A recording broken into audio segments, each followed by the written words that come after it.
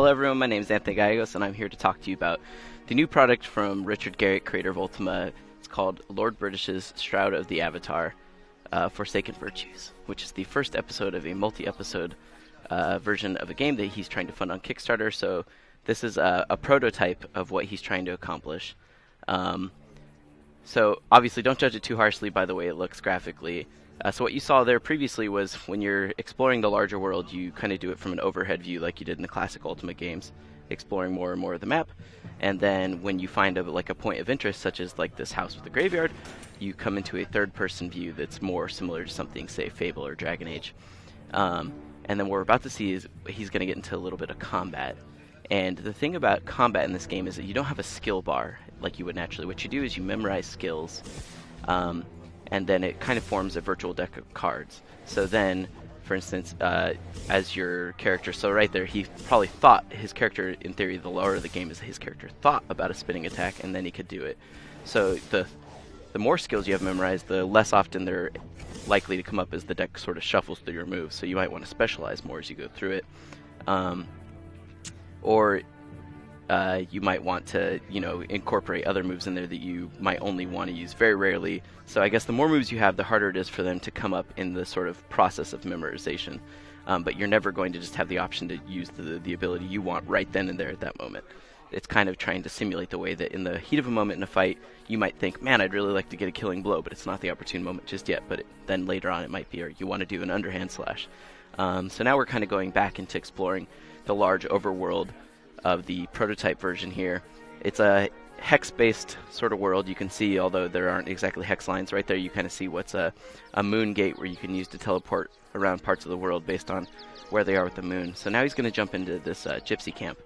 And the first thing that you're going to see him do here is kill these wolves. And if he had talked to the people first, you would see that they're like, man, we need to get out of here because there are wolves.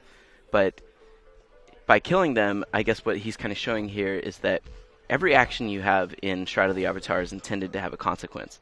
So by killing these wolves, everyone in the town is going to perceive you better. Now, they like the area more. They're going to treat you differently based on your actions. So everything you do should have a consequence is the goal. And that everything you do as far as morality, there isn't necessarily a right or wrong way to handle things. It's more that the world just reacts based on what you do. And all your choices you do are permanent. There will be some abilities to undo the skill trees that you get yourself involved with, but you'll never be able to undo your morality choices because that's not the way life works, right? You have to stick with what you kind of get into. Just like the previous games that Richard Garriott's done, a large part of the world is also intended to be interactive. So every NPC you see, you should be able to talk to. Every sort of carriage you walk up to, they intend for there to be some form of interactivity. There's also wandering interactions you could do, like that cart there. That could be something as simple as a wandering trader, or it could be a wandering set of bandits. You don't really know until you kind of go and explore it. And exploration is kind of one of the things that Garriott believes has been kind of woefully missing in modern RPGs. You have a lot of quest givers that they put a big exclamation point over their head, or they lay out a big old yellow line for you to follow to find exactly where you want to go with your quest. So with Shroud of the Avatar, what he wants to do is, if, for instance, right now he'd gotten a quest that says, head to the west till you find a snowy mountain with a town under it, then you would just head west and look for that. You would have a basic, maybe some sort of information in a quest log that would give you an indication of what you're looking for, but it's never going to beat you over the head with it, so that when you find that sort of missing component that you've been looking for, it's much more rewarding. This is actually a closer look at the moon gates. And so actually, as the moon travels around the world in simulation, it'll actually determine where the moon gate is going to take you.